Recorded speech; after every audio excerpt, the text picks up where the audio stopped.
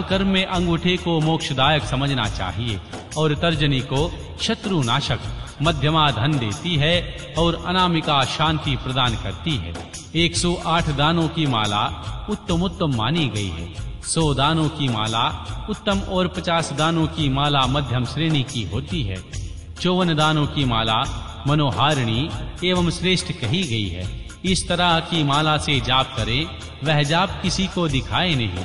कनिष्ठिक का अंगुली अक्षर वाली जाप के फल को क्षारित नष्ट करने वाली मानी गई है, इसलिए जाप कर्म में शुभ है।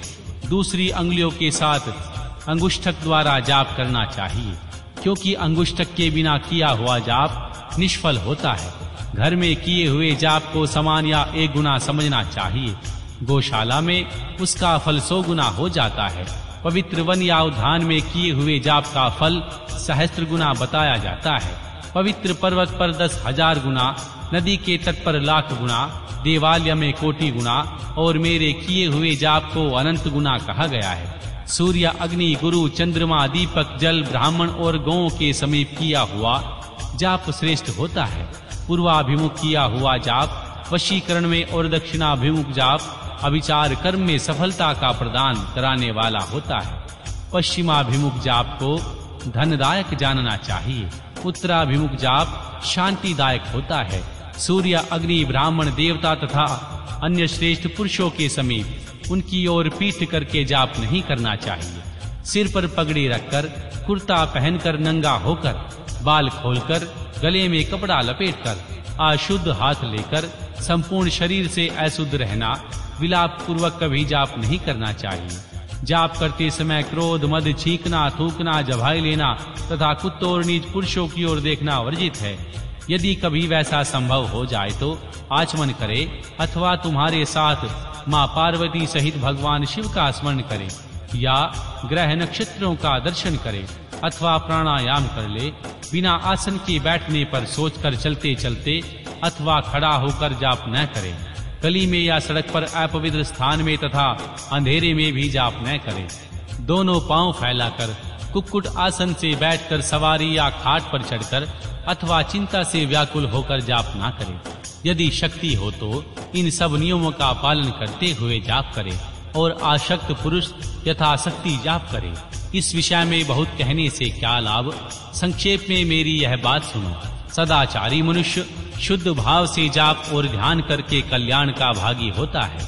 आचार परम धर्म है, आचार उत्तम धन है, आचार श्रेष्ठ विद्या है और आचार ही परम गति है। आचारहीन पुरुष संसार में निंदित होता है और परलोक में भी सुख नहीं पाता। इसलिए सबको आचारवान होना चाहिए। वेदज्ञ विद्वानों ने वेद शास्त्र के कथानुसार जिस वर्ण के लिए जो कर्म विहित बताया है, उस वर्ण के पुरुष को उसी कर्म का सम्यक आचरण करना चाहिए। वही उनका सदाचार है, दूसरा नहीं। सत्य पुरुषों ने उनका आचरण किया है, इसीलिए वह सदाचार कहलाता है। उस सदाचार का भी मूल कारण आस्तिकता है। यदि मनुष्य आस्तिक हो तो प्रमाद आदि के कारण सदाचार से कभी भ्रष्ट हो जाने पर भी दूषित नहीं होता। अतः सदा आस्तिकता का आश्रय लेना चाहिए। जो इस लोक में सत्कर्म करने से सुख और दुष्कर्म करने से दुख होता है, उसी तरह परलोक में भी होता है। इस विश्वास को आस्तिकता कहते हैं। सदाचार से हीन, पतित और अनन्य जज का उद्धार करने के लिए कलयुग में पंचाक्षर मंत्र से बढ़कर दूसरा कोई उपाय नहीं है। चलते फिरते, खड़े होते अथवा स्वेच्छानुसार कर्म करते हुए अपवित्र या पवित्र पुरुष के जाप करने पर भी यह मंत्र निष्फल नहीं होता। अत्यंत मूर्ख, मूढ़, पतित, मर्यादा रहित और नीच के लिए भी यह मंत्र निष्फल नहीं होता। किसी भी अवस्था में पड़ा हुआ मनुष्य भी यदि मुझ में उत्तम भक्ति भाव रखता है तो उसके लिए यह मंत्र निसंदेह सिद्ध होगा, किंतु दूसरे किसी के लिए यह सिद्ध नहीं हो सकता। हे प्रिय, इस मंत्र के लिए लग्न, तिथि, नक्षत्र, वार और योग आदि का अधिक विचार अपेक्षित नहीं है। यह मंत्र कभी सुप्त नहीं होता, सदा जागृत ही रहता है। यह महामंत्र कभी किसी का शत्रु नहीं होता। यह सदा सुप्रसिद्ध, सिद्ध अथवा साध्य ही रहे। सिद्ध गुरु के उपदेश से प्राप्त किया हुआ मंत्र सुप्रसिद्ध कहलाता है। प्रसिद्ध गुरु का भी दिया हुआ मंत्र सिद्ध कहा गया है। जो केवल परंपरा से प्राप्त हुआ, किसी गुरु के उपदेश से नहीं मिला, वह मंत्र साध्य होता है। जो मुझ में मंत्र में तथा गुरु में अतिशय श्रद्धा रखने वाला है, उसको मिला हुआ वह मंत्र किसी गुरु के द्वारा साधित हो या असाधित सिद्ध होकर ही रहता है, इसमें संशय नहीं है। इसीलिए अधिकार की दृष्टि से विघ्न युक्त होने वाले दूसरे मंत्रों को त्याग कर विद्वान पुरुष साक्षात परम विद्या पंचाक्षरी का आश्रय ले। दूसरे मंत्रों के सिद्ध हो जाने से ही इस मंत्र को सिद्ध नहीं होता, परंतु इस महामंत्र के सिद्ध होने पर वे दूसरे मंत्र अवश्य सिद्ध हो जाते हैं। हे महेश्वरी, जैसे अन्य देवताओं के प्राप्त होने पर भी मैं प्राप्त नहीं होता, परंतु मेरे प्राप्त होने पर वे सब देवता प्राप्त हो जाते हैं। यही न्याय इन सब मंत्रों के लिए भी है। सब मंत्रों के जो दोष हैं वे इस मंत्र में संभव नहीं है, क्योंकि यह मंत्र जाति आदि की अपेक्षा न रखकर प्रावृत होता है। तथापि छोटे छोटे तुच्छ फलों के लिए सहसा इस मंत्र का विनियोग करना नहीं चाहिए, क्योंकि यह मंत्र महान फल देने वाला है। श्री उपमन्यु कहते हैं, हे यदुनंदन, इस प्रकार त्रिशूलधारी श्री महादेव जी ने तीनों लोकों के हित के लिए साक्षात महादेवी मां पार्वती से इस पंचाक्षर मंत्र की विधि कही थी। जो एकाग्रचित हो भक्ति भाव से इस प्रसंग को सुनता या सुनाता है, वह सब पापों से मुक्त हो परम गति को प्राप्त हो जाता है। ओम नमः शिवाय। अध्याय 14 त्रिविध दीक्षा का निरूपण, शक्तिपात की आवश्यकता तथा उसके लक्षणों का वर्णन। गुरु का महत्व, ज्ञानी गुरु से ही मोक्ष की प्राप्ति तथा गुरु के द्वारा शिष्य की परीक्षा। श्री कृष्ण जी बोले, भगवन, आपने मंत्र का महत्व तथा उसके प्रयोग का विधान बताया है, जो साक्षात वेद के तुल्य है।